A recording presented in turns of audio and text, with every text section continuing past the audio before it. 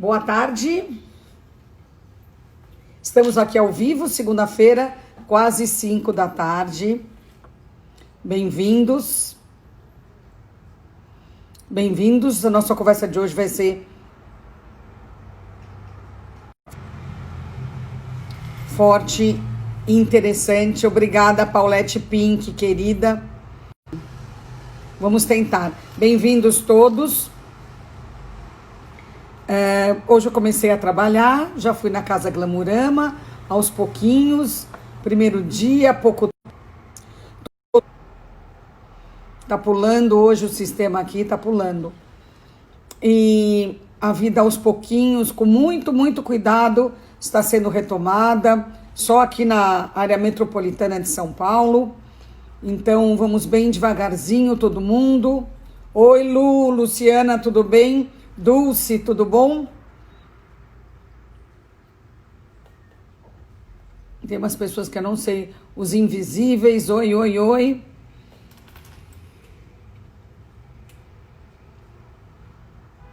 Bem-vindos todos. Vou falar um pouquinho. Oi, doutor Arthur Guerra, é você aqui? Oi, Beth, oi, Dora. Morgana, vê com o doutor Arthur Guerra se ele tá no Instagram Arthur Guerra ou Clínica, por favor.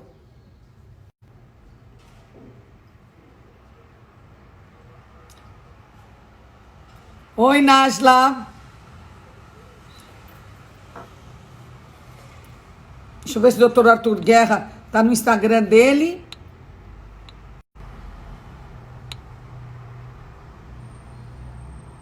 Ou é o doutor Arthur Guerra? Por favor, Morgana.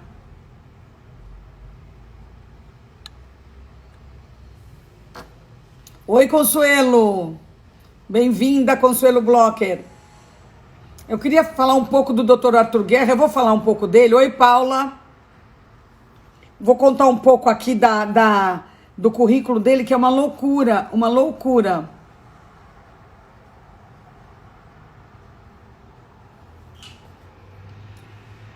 Falam, tá? Dr. Arthur Guerra é especialista em álcool e drogas, ele é psiquiatra, muito renomado, muito talentoso. Um beijo pro Jonas, um beijo pro Canadá. Tem muita gente que está feliz na quarentena, os invisíveis do mundo. Tem muita gente que está feliz, sim. Você não é o único, não, mas vamos perguntar para ele também.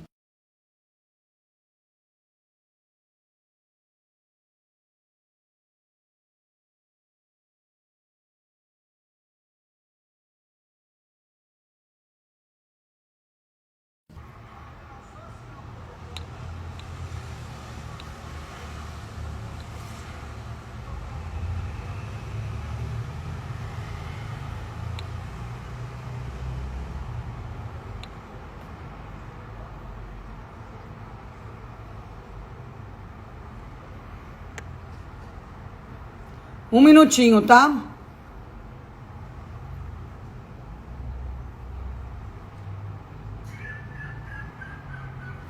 Pronto, já tá fixo aqui. O currículo do Dr. Arthur Guerra é simplesmente um absurdo de bom. Ele é graduado em medicina pela Faculdade de Medicina do ABC, mas ele fez doutorado em psiquiatria pela Faculdade de Medicina da USP. Acabei de ver o Dr. Arthur Guerra aqui, clínica. Pera aí um minutinho. Aqui. Eu vou chamar o Dr. Arthur, depois eu falo dele.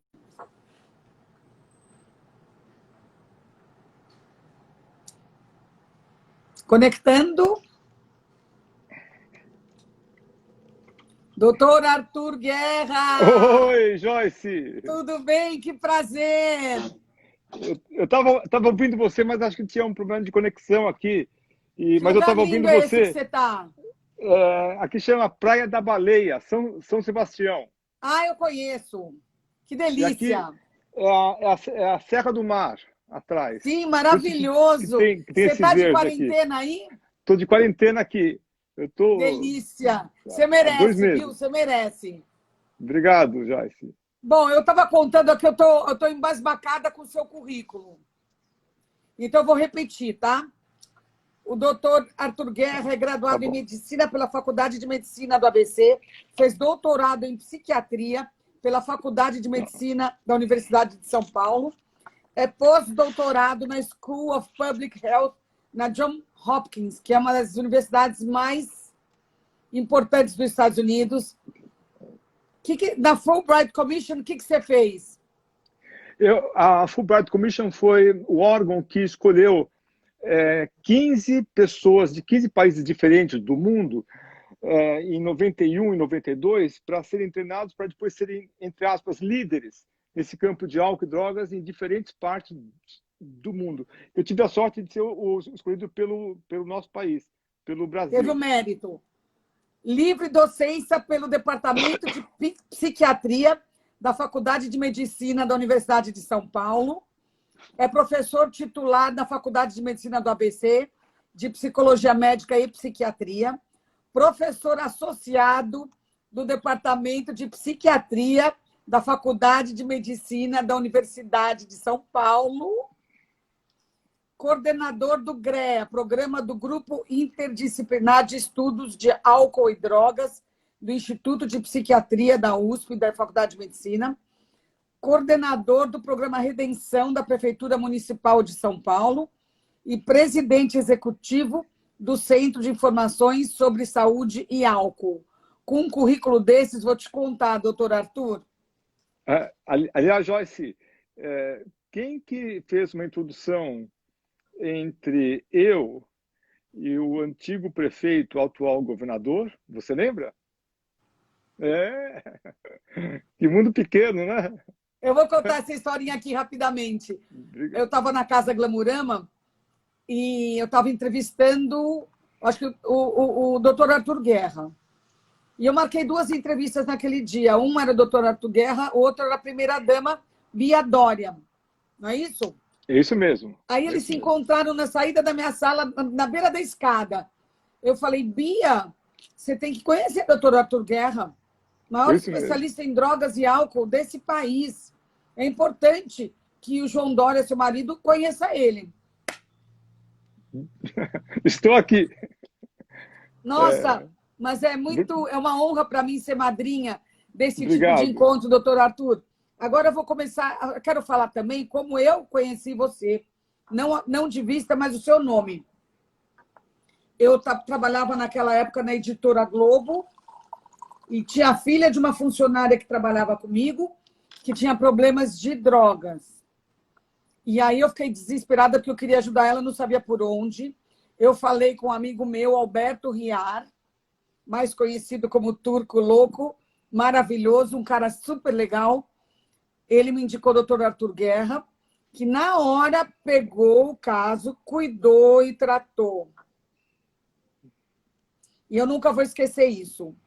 Porque quem tem esses problemas por perto, de drogas ou de álcool, sabe o quão difícil é lidar com isso.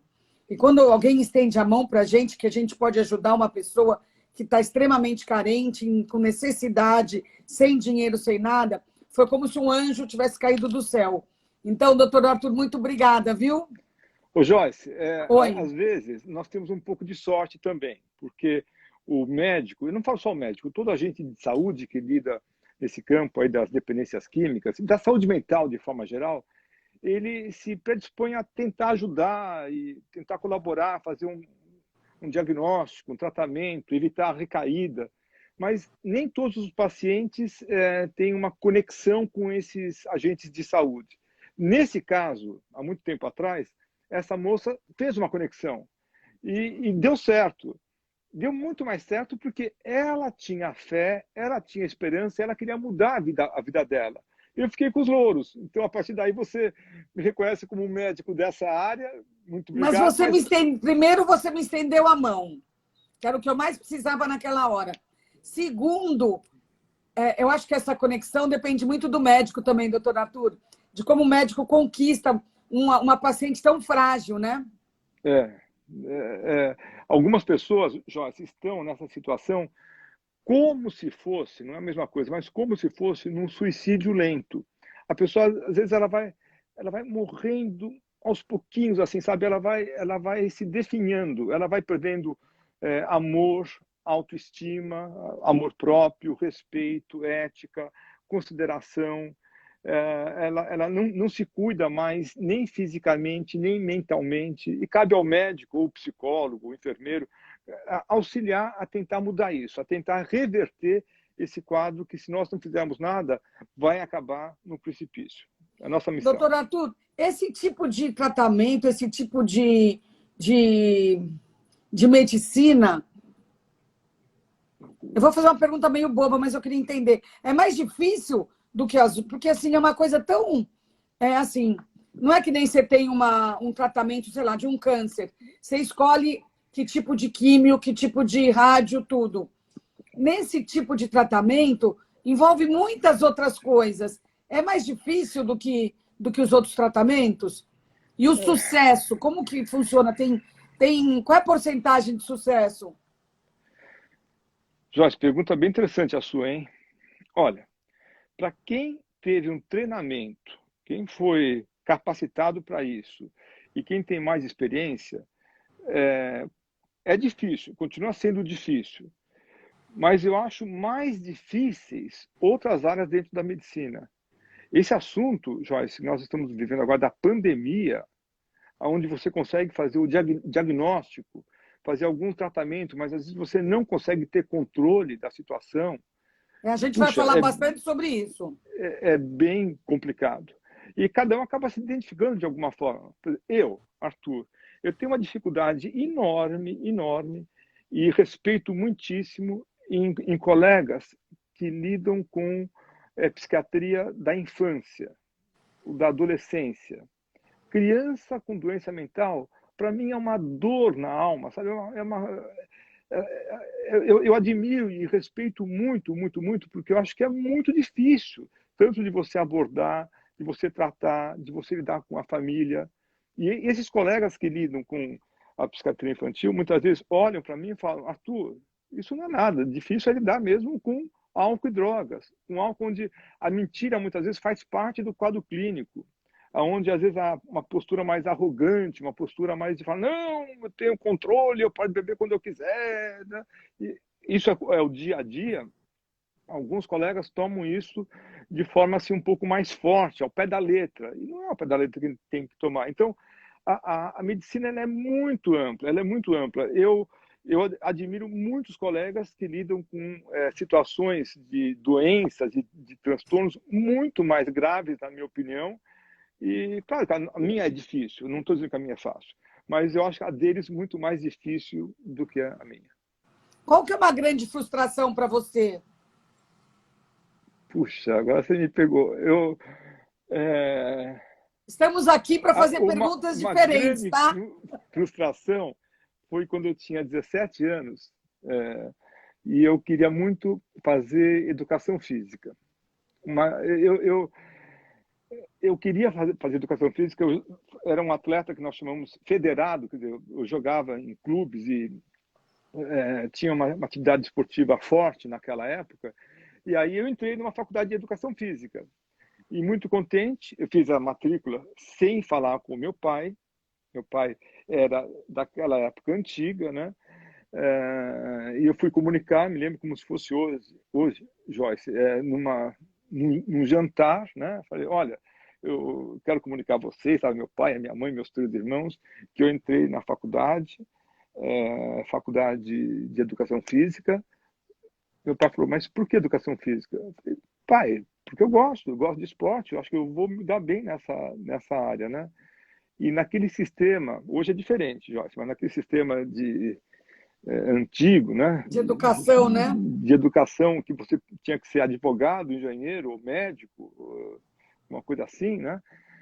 Ele falou, me lembro como se fosse hoje, ele falou, não, não, não, não, não. Você entrou, parabéns, mas acho que você precisa fazer uma outra escolha. Eu falei, pai, eu respeito a sua opinião, né? Você está com 17 anos, mas a minha escolha é essa daqui. Bom, e aí nós tivemos um embate, uma dificuldade, tal, posições muito radicais de um lado e do outro lado. Eu acabei fazendo uma outra faculdade, a faculdade de medicina, né? durante muito tempo, Joyce, Ainda bem, hein, doutor Arthur? não, mas eu não, eu acho que se eu tivesse feito educação física, eu também seria feliz. Mas eu entendo a posição do meu pai, né, do passado, né, e eu não quis repetir isso com os meus filhos.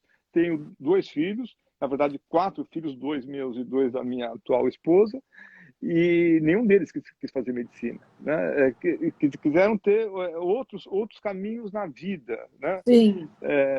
Mas eu sou grato ao meu pai por ter me forçado um outro caminho Eu também também que sou grata ao seu pai, tá? Doutor Arthur, qual é a porcentagem de sucesso nos seus tratamentos com álcool e com drogas? depende de cada paciente, mas depende especialmente se o paciente que eu estou conversando, está na minha frente, se ele tem, se ele aceita que ele tem um problema, se ele aceita que tem um problema, muitos negam, muitos rejeitam.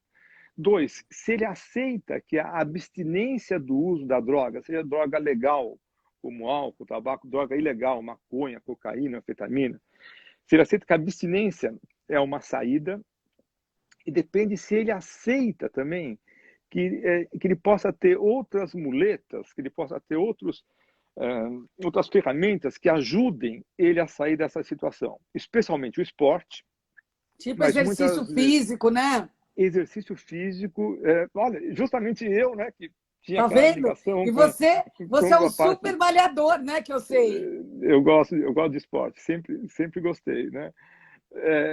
Ou às vezes ele tem um hobby, uma paixão, ou mesmo a fé. Acho que cada vez mais eu acredito que a fé não é só religião, não é só ir à igreja ou ir à sinagoga.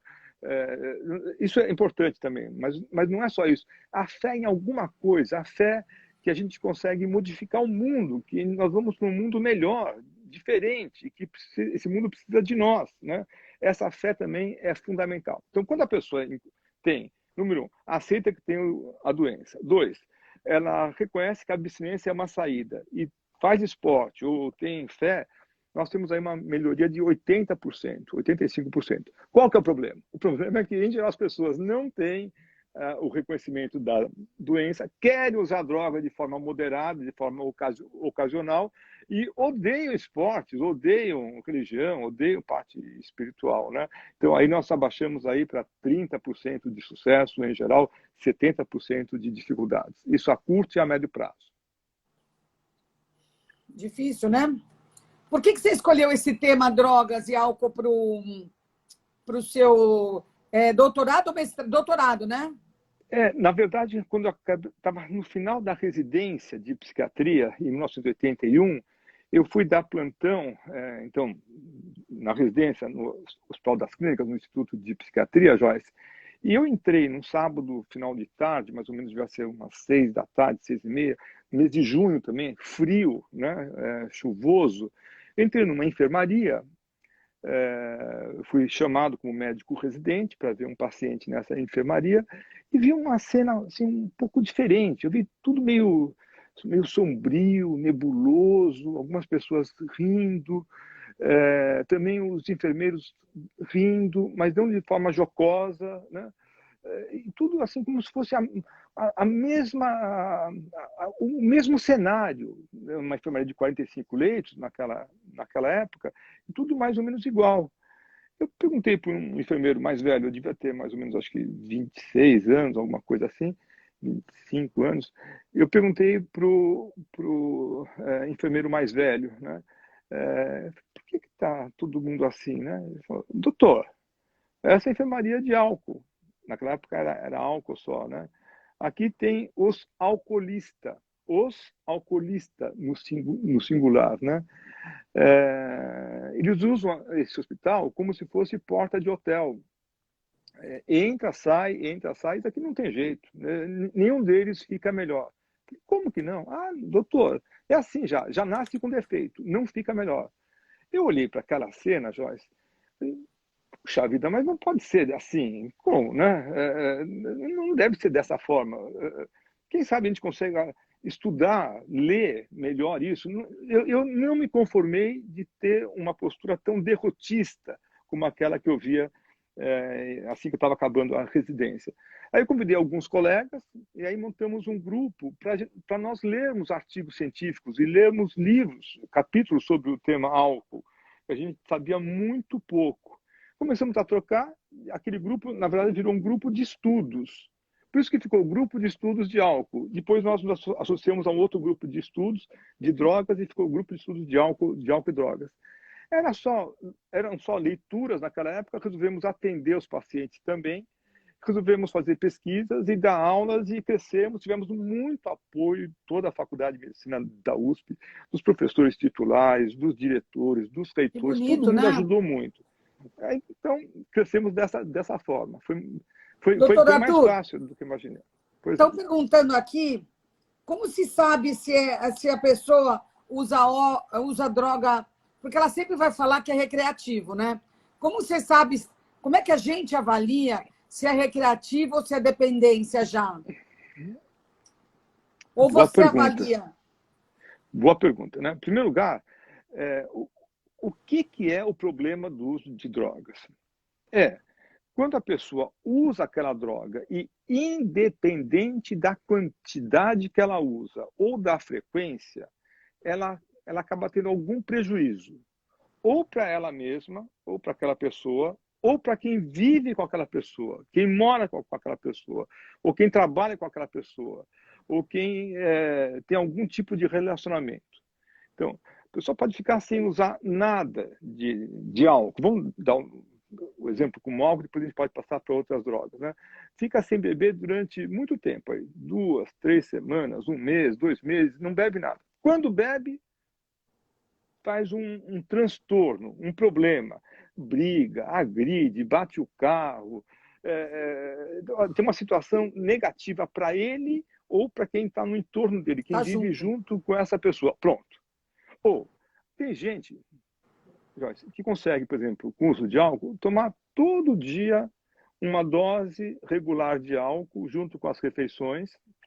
Cuidado com o momento da pandemia, que agora é um pouquinho diferente, né? É, E tem esse uso que a gente chama assim, um uso contínuo, sem ter problemas. Não briga, não bate o carro, não depende perde o da emprego. pessoa, né? Depende da pessoa, depende de quanto que essa pessoa bebe, como que ela bebe, e se isso não está causando algum impacto, ou para a saúde física ou para a saúde mental dessa pessoa. E nesses casos, antes da gente entrar no tema pandemia, tipo alcoólicos anônimos e narcóticos anônimos, você recomenda? Muito. Eu gosto muito da postura deles. Muito, mas muito. Eu respeito muito, né? Porque é um grupo sério, é um grupo que existe há vários anos, desde 1935. Eles funcionam com a seguinte ideia: se você quer beber, o problema é seu. Se você quer parar de beber, o problema é nosso. Eles falam, grosso modo, Jorge, assim, olha, meu nome é Arthur e eu tenho um problema de dependência do álcool. Eu, diferente de vocês, estou dando um exemplo, Jorge, eu não tenho problema de dependência do álcool, evidentemente, né? Eu Claro. acho que não, né? Mas eles falam assim, eu, diferente de vocês, eu tenho um problema que é como se fosse, entre aspas, uma alergia. Eu começo a beber, eu não consigo parar. Já tentei fazer isso várias vezes, eu não consigo parar. Então, eles se reúnem em grupos anônimos, grupos muitas vezes, todas as vezes, sérios, onde cada um conta a sua história e um divide com o outro as tristezas, as angústias, os sofrimentos passados. O objetivo é só hoje, segunda-feira, dia 15, ficar sem beber uma gota de álcool. Né? Amanhã, terça-feira, é outro dia. Amanhã vai ser o outro objetivo de passar 24 horas evitando a todo custo o primeiro gole. Acho muito sério, muito bacana, muito respeito esse grupo que eu acho que tem posturas realmente exemplares para todos nós. Que bom, que bom. Nesse turbilhão de sensações que a gente está sentindo na pandemia, a maioria de sensações assim difíceis de lidar, né, esquisitas, novas, né, para a gente. Dá para ver oportunidade nessa crise? Dá para a gente encontrar oportunidade para alguma coisa nessa crise? Joyce, a crise ela tem vários aspectos negativos. A começar das pessoas que se foram por conta do coronavírus. A crise tem essa ansiedade, essa angústia, muitas vezes com quadros de depressão, a gente não sabe quem vai ser o próximo a ser vitimado em relação a isso, a ser contaminado, não sabe como que vai sair dessa situação. Então, a crise tem medo de perder o emprego, perda de renda, então vários pontos negativos que nós vamos poder falar. Agora, eu nunca vi, o que eu estou vendo cada vez mais frequente agora, tantas pessoas também falando que durante essa pandemia, durante o isolamento, conseguiram resgatar pontos importantes, seja em relação a relacionamentos familiares melhores, relacionamentos que estavam muitas vezes perdidos, numa situação podre até. Mas não, as pessoas conseguem ter um nível de organização melhor. Eu estava conversando ontem com um colega meu, também psiquiatra, ele falou, olha, eu tinha uma guitarra que estava na caixa há muitos anos, eu não tocava mais.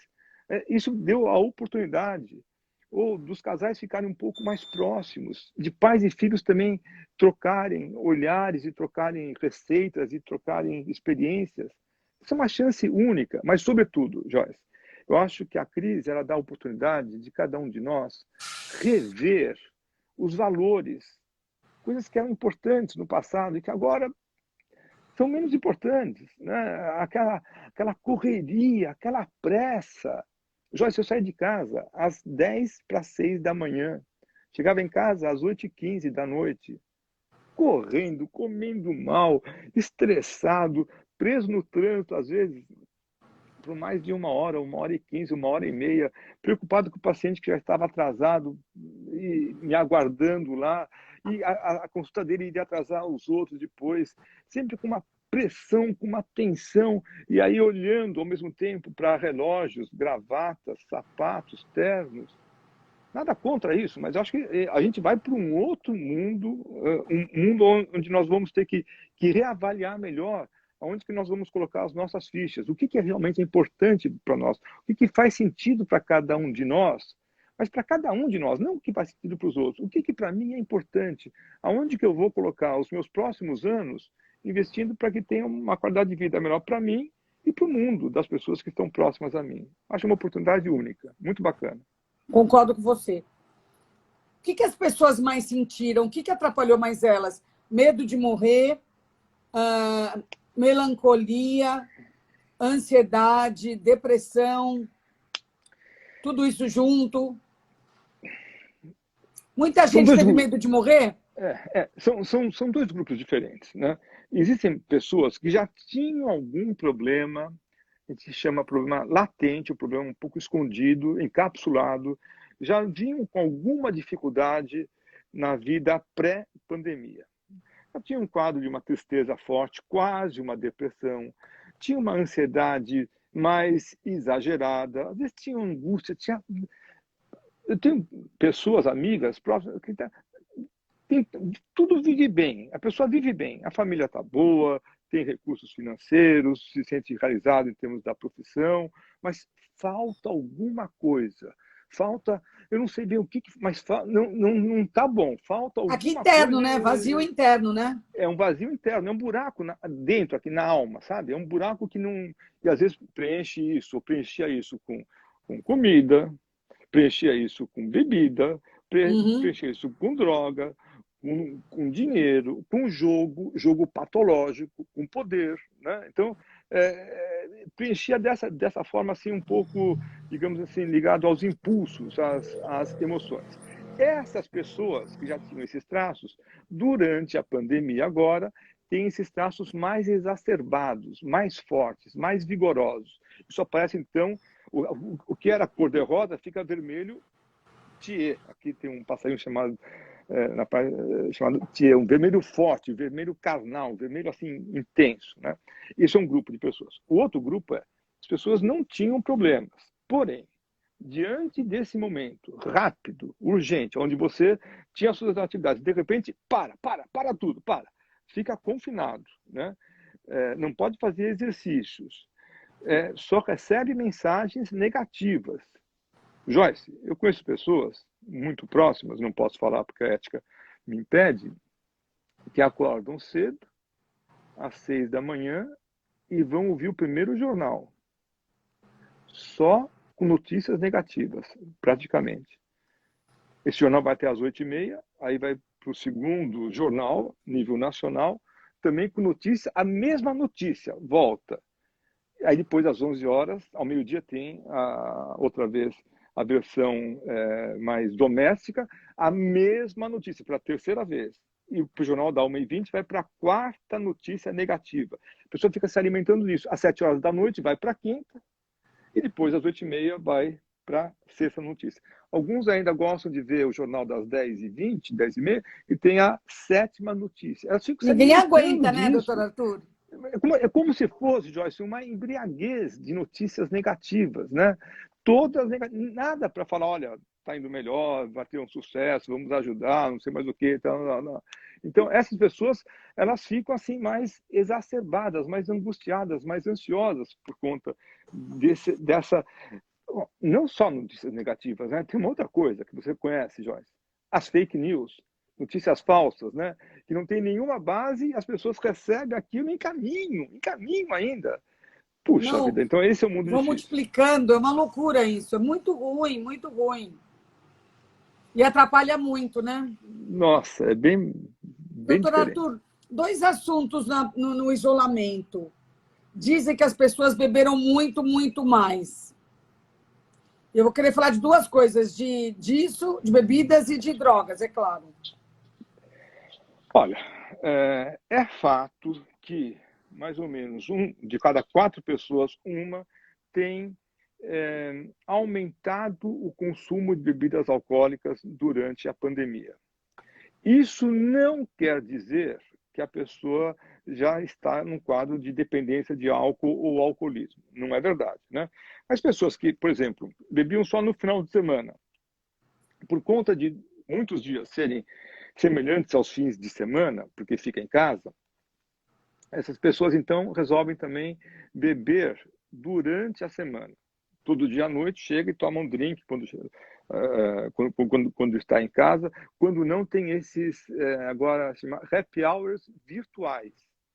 Eu estou na minha casa, os meus amigos estão na casa de cada um deles, aí então quando é 7 horas a gente abre um drink, toma um vinho, uma cerveja, tanto faz, e aí cada um conta como é que foi o seu dia, etc, tal.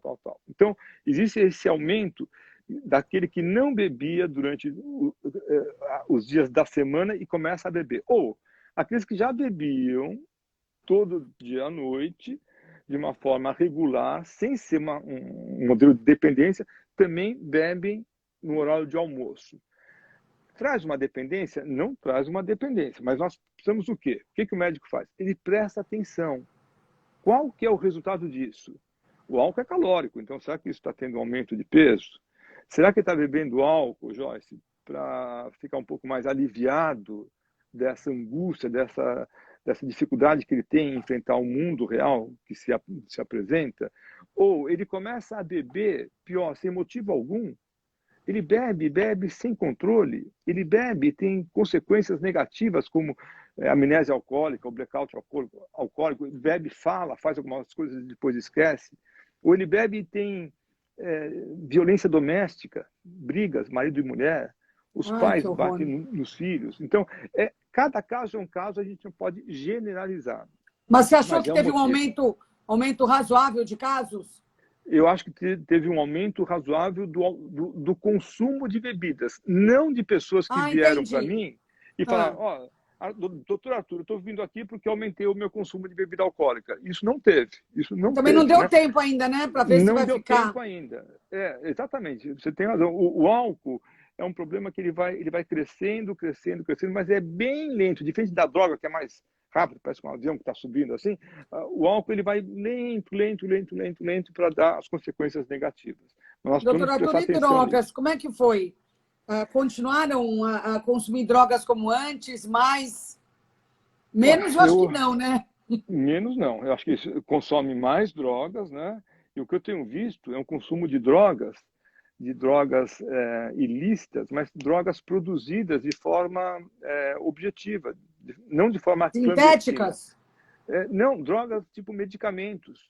Ah, as tá. pessoas começam a tomar, por exemplo, um remédio para dar sono. O sono é o primeiro sinal, assim, que alguma coisa não vai bem. O sono ele começa a ficar ou picotado, né? Ou a pessoa vai para a cama e não consegue dormir, fica, a gente fala, fritando, vai de um lado, vai para o outro, tal, tal, tal. Ou às 4 da manhã a pessoa acorda com os olhos estatelados, a cabeça a mil, pensando um monte de coisa e não consegue dormir mais. É uma insônia que nós damos o nome de insônia terminal.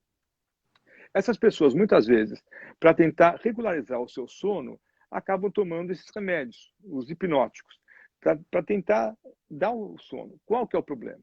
São dois. O primeiro, quando a pessoa toma o remédio junto com bebida alcoólica. Um erro, assim, abissal. Um erro que a pessoa não deve fazer isso, né? É uma complicação grande, porque tanto o remédio quanto o álcool vão agir no cérebro a busca de neurotransmissores e vão fazer uma competição entre eles. Não vai dar certo. Isso daí é muito ruim.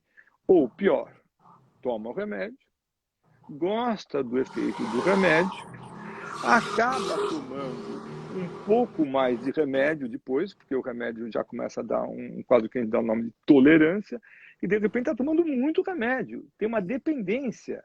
É uma situação gravíssima. Nós temos visto jovens e pessoas de meia idade com doses altíssimas desses medicamentos que induzem ao sono e a pessoa não consegue ficar sem. Às vezes, ao tentar tirar o remédio por conta própria, a pessoa tem uma crise convulsiva, tem um ataque. Nossa. Então, é um quadro gravíssimo que nós não tínhamos com tanta evidência antes, agora ficou muito mais evidente.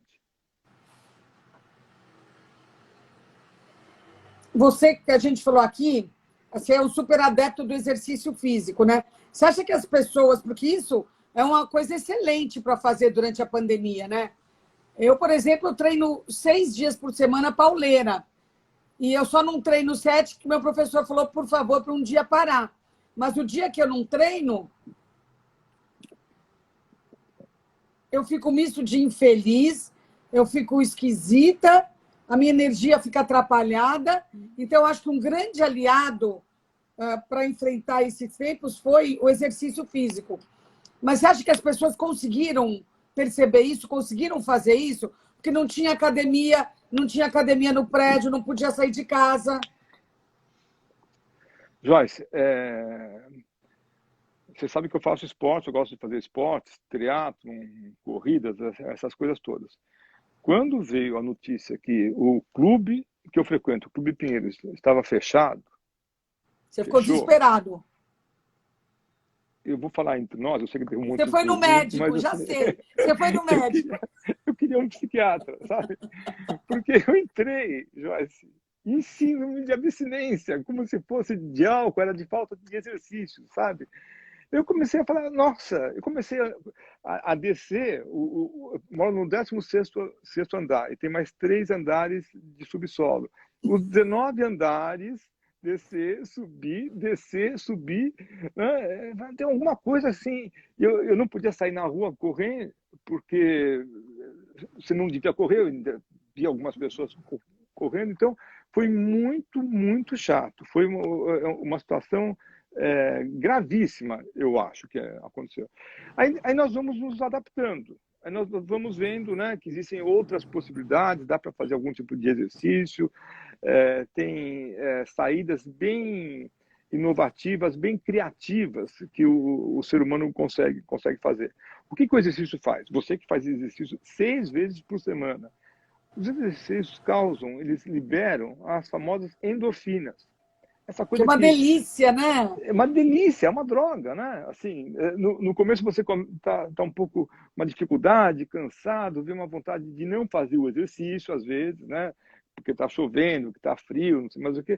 Aí quando você começa a fazer, engata, quando você acaba a série que o professor passou, você fala, nossa, meu dia começa agora. Eu gosto de fazer exercício de manhã. Tem gente que Eu faz de também. tarde, tem gente que faz à noite.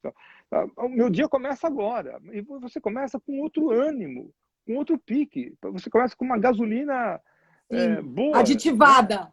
Aditivada. Você fala, nossa senhora, e tudo funciona melhor. o intestino funciona melhor, você fica menos irritado, você se alimenta melhor, Sim. né, as coisas ficam muito mais encaixadas. Então, para mim, eu acho que exercícios são ferramentas essenciais, não só para tratamento de doença mental, não só para tratamento de álcool, tratamento de drogas, mas para manutenção daquilo que nós chamamos de saúde mental. A saúde Sanidade. mental é a saúde mental, ela é a base dessas coisas. E como a OMS fala, não há saúde sem saúde mental. Para você ter saúde, você tem que ter saúde mental junto. Então, Que exercícios bonito isso. Nunca tinha ouvido isso. bacana, né? Muito, muito, muito. O que você escutou no seu consultório ou dos seus pacientes sobre a vida sexual deles durante a pandemia? Nossa, Eu tô solteira, foi bom, foi ótimo. Joyce, olha, é um desafio, né? É um desafio porque aquilo que estava mais ou menos morno anteriormente fica mais morno, né? Eu não posso falar que fica mais quente, né? Joyce, a libido, quer dizer, a vontade de você beijar, abraçar, tal, ela depende. Primeiro, é um instinto do ser humano, né? Mas ela depende de fatores, entre aspas, positivos, né? Que a pessoa tem. Ela depende de você estar bem com você, de você estar bem com o seu corpo, de você estar envolvido com uma outra pessoa. Mas como é difícil nesse momento, Joyce, com medo de perder o emprego, né? Falta de dinheiro, Medo de perder o emprego, morrer. mas medo de morrer, né? Às vezes tem gente que tem medo e não sabe medo do que é, ou de você ficar confinado, preso, né? Ou você percebe que você está com um quadro depressivo, uma tristeza enorme. Nada tem gosto, nada tem sabor. É como se fosse uma pizza sem orégano, né? Você fala, nossa, tem alguma coisa que está acontecendo, né? E eu nunca passei por isso antes, né? Ou você às vezes fica chateado, irritado com você mesmo. Você não precisa da outra pessoa. Você se olha no espelho e fala, eu não gosto de você, né?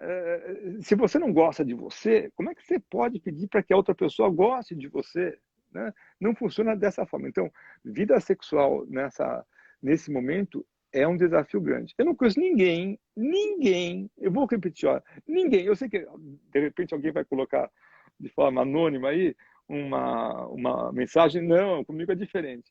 Ninguém que tenha tido uma vida sexual melhor durante essa fase. Fala, opa, tudo que eu queria mesmo é estar em paz, né? Com a minha namorada, com a minha noiva.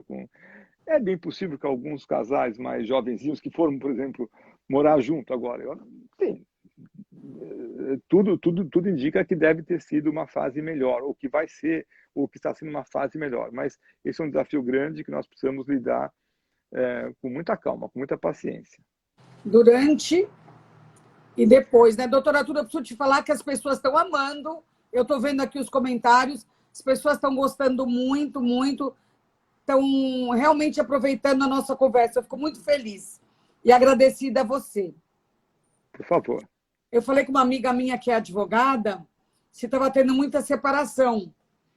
E por causa, né, dessa situação, das pessoas ficarem confinadas, tudo.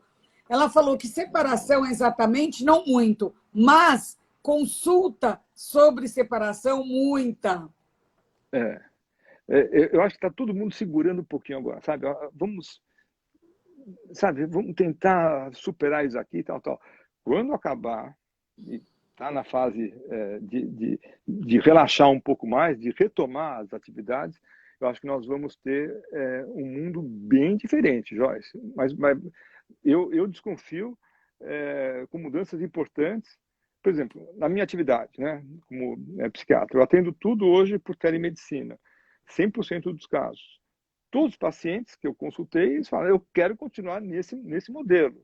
Puxa, mas eu tinha uma clínica bacana na Vila Olímpia, com salas de secretários, etc. Tal. Paciência, nós vamos ter que, Mas, doutor alguns Arthur, até... uma consulta à tele é boa para quebrar galho, né? Mas você não acha que vai fazer falta o olho no olho, body language, sabe? Você vê que uma pessoa está sentada na sua frente. Não diz alguma Sim, coisa a postura dela na poltrona? sim, a postura, às vezes um sorriso, o piscar de olho, um gesto assim mais de defesa mais forte. Nada é melhor do que o vis-à-vis, nada é melhor do que frente a frente, né?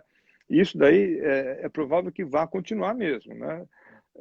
Mas o que eu estou falando é, no cenário que nós temos, onde o vírus está mais evidente do que nunca, né? Onde nós não temos a vacina ainda, onde nós tínhamos até recentemente um problema de logística, de transporte enorme, grave. A ferramenta da telemedicina ela veio para auxiliar. E Inicialmente auxilia, era né? muito, mas muito, muito, muito, porque o vínculo que o paciente faz é com o médico ou com o psicólogo, né? Ele faz esse vínculo. Antigamente nós tínhamos que apertar a mão, ficar mais próximo. Agora o que nós temos é assim. E no meu caso, no caso da minha equipe, são 25 pessoas, isso tem ajudado de forma realmente interessante.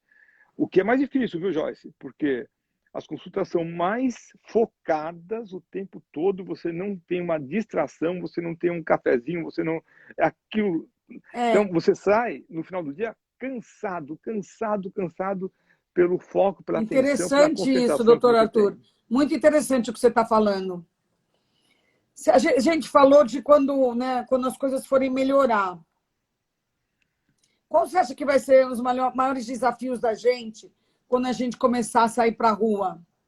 Eu quero dizer rua, quando a gente começar a viver de uma outra maneira, não é nem como era antes, que não tem, né? Mas quando a gente começar na próxima etapa, qual você acha que vai ser os desafios? Em primeiro lugar, a mudança que veio para ficar, acho de forma definitiva, é a mudança ligada à higiene, asseio, né? A lavar as mãos, a E usar máscara máscara, também, né? né? Isso daí acho que vem para ficar nesse momento de forma mais incisiva, mais, olha, tem que ser assim, e depois com as crianças de forma mais natural, né? Como se fosse parte da educação, como hoje é pôr cinto de segurança no carro. Há um tempo atrás a Sim, gente não punha, hoje você entra no carro, você põe, você nem pensa se precisa pôr ou não. Você põe. Aliás, o carro avisa se você não puser o cinto, né? Ele apita. Então, sim. é natural. Eu acho que nós vamos para essa fase de asseio de forma mais natural. Segundo ponto, né? Nós vamos para uma fase, eu acho, onde a gente vai ter que rever melhor o que é importante para cada um de nós, né? Educação, cultura, vida familiar, vida com os amigos, isso tudo vai Afeto. continuar. Afeto, respeito, mas a gente vai selecionar um pouco mais em relação a isso, né?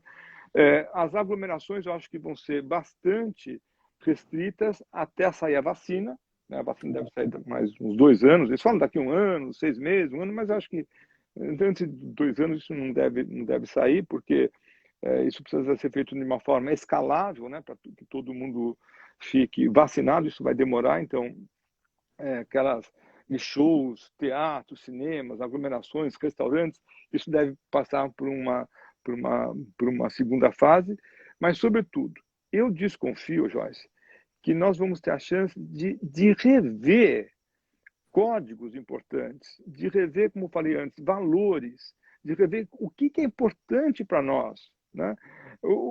Qual que é o sentido da nossa vida? Nós estamos aqui para quê? Como que a gente pode se tornar seres humanos melhores, né? Como que as nossas gerações futuras podem nos ajudar? Como que nós podemos ajudá-los a ter um mundo melhor em relação a isso? Essa mudança, eu acho que ela vai vir e ela vai ser capitaneada, na minha opinião, pelos principais líderes. Não, quem que são os líderes? São os líderes esportivos, os líderes políticos, quando tem, os líderes espirituais, os líderes artísticos, né? Essas pessoas vão ter a missão, na minha visão, de multiplicar os lados bons, né? As coisas bacanas que nós podemos dar uma geração melhor, uma sociedade melhor. Acho que esse é o nosso desafio. Espero que a gente consiga cumprir. Doutor Arthur, rolou muita maconha recreativa nessa pandemia? E até que ponto existe essa tal maconha recreativa? Pergunta boa também, né? Quer dizer, maconha recreativa porque se supõe que tem uma outra, que é a maconha medicinal, né? É. São os dois pontos aí. Quem usava continuou usando. Não houve uma diminuição nesse sentido, né? Para os jovens de 14 anos, de 15 anos que estavam usando e tinham esse uso de forma um pouco mais, digamos, solta, esse uso solto no ambiente familiar, acaba mudando um pouco porque os pais estão junto com esses jovens nas suas casas, nos seus apartamentos. Então, é comum, eu recebo pessoas que pedem consultas porque falam, meu filho está fumando maconha. A gente vai conversar com o filho e ele fala, eu sempre fumei, não sei porque minha mãe está brava agora. Não é por quê, né? Mas ele está fumando maconha no apartamento, aqui, no quarto dele. Bom, e o que você acha? Vou fumar onde? Eu não posso sair de casa mais, não posso ir na rua fumar, não sei mais o quê. Então, eu sempre fumei. Ela que está um pouco exagerada, os moços e as moças falam em relação a isso daí.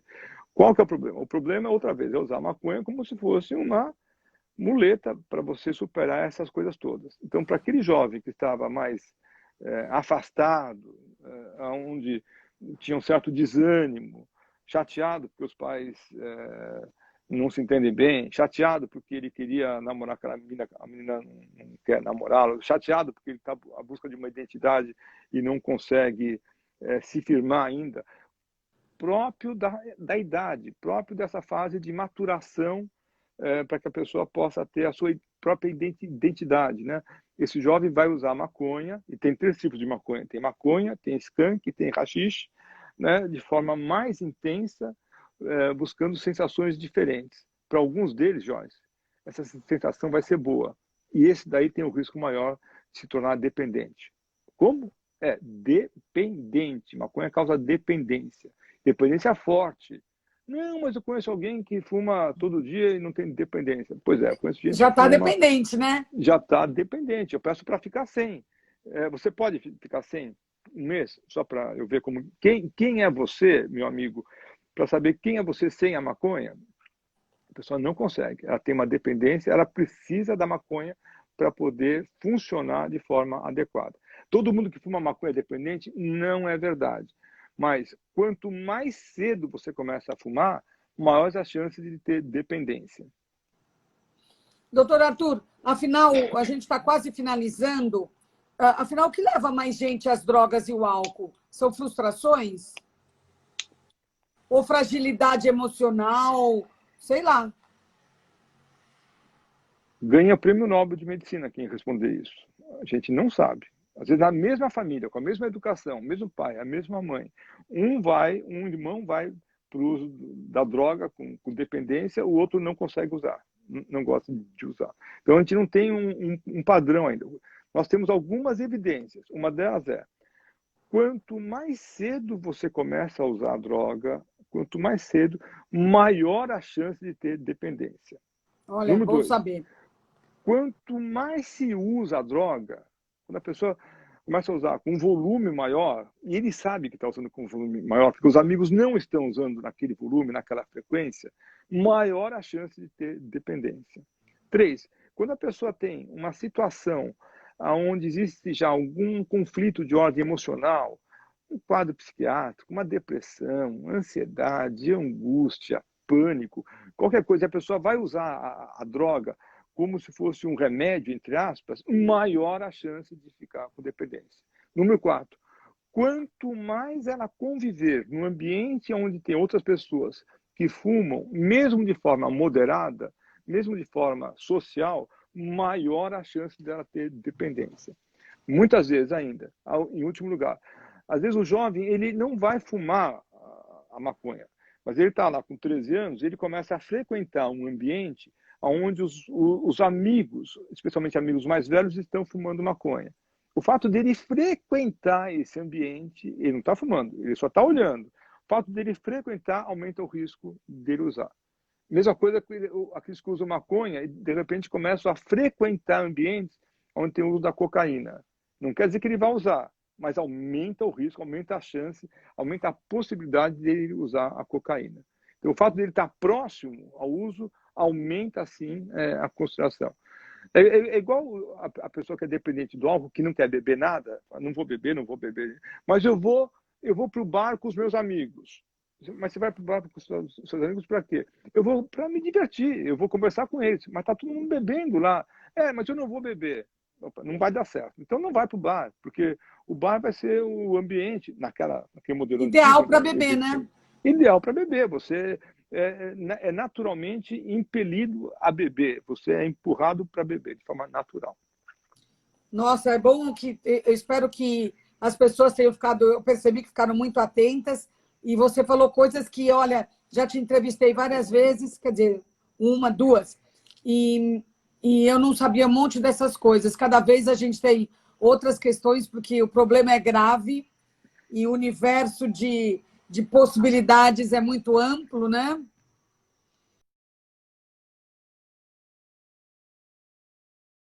Importante. Eu esqueci de perguntar alguma coisa para você? Não, você não você pergunta as coisas de forma muito gostosa, sabe? Muito fácil, assim. Então é uma conversa que flui, Joyce, de forma natural. Que É bom. muito bom falar com você, viu? Muito obrigada, doutora Muito... Arthur. Eu falo que live não é entrevista, live é uma conversa. Ô Joyce, já que é uma conversa, deixa eu só agradecer uma coisa, além daquele contato inicial que você me fez lá com a Bia Dória. Agora eu tenho uma coluna na revista Forbes que fala sobre saúde mental. E você sabe que eu acho que uma parte dessa coluna eu devo a você, porque Por quê? você sempre me colocou num mundo diferente da saúde mental, que não só o hospital, o consultório, a receita médica. Você sempre deu a possibilidade de a gente falar sobre saúde mental dessa forma um pouco mais solta, digamos assim, um pouco mais, entre aspas, social, Mais natural. mais natural, né? Então, cada semana eu tenho que falar de um assunto diferente. Algumas vezes eu lembro de você que me ajudou, deu um empurrãozinho no começo e eu achei bem bacana. Nossa, eu fico Muito muito obrigado, feliz, Joyce. viu? Orgulhosa eu fico. Obrigada, doutor Arthur. Espero voltar a falar com você em breve, porque é sempre muito, muito bom. Um beijo. Obrigada, bom trabalho. Obrigado, Joyce.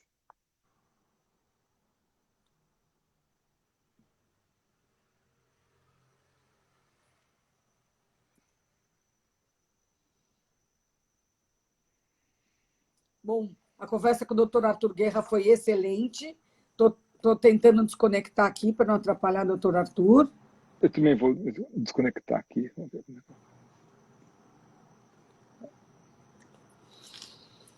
Foi muito boa a conversa. Eu não sei por que não estou querendo desconectar a gente, doutor Arthur, mas eu queria agradecer a todo mundo que está aqui. Estou tentando remover, não estou conseguindo. Mas eu queria agradecer a todo mundo que está aqui e dizer que esse assunto é seríssimo, que a gente tratou, que eu espero que vocês compartilhem com pessoas que possam estar passando por problemas, e essa conversa aqui com o doutor Arthur vai ajudar muito. Obrigada a todos, e a gente se vê aqui amanhã. Amanhã, às 6h, a gente tem o ex-presidente Michel Temer. Então, eu espero vocês aqui. Amanhã, às 6h, aqui no Instagram do Glamurama. Tchau para todos.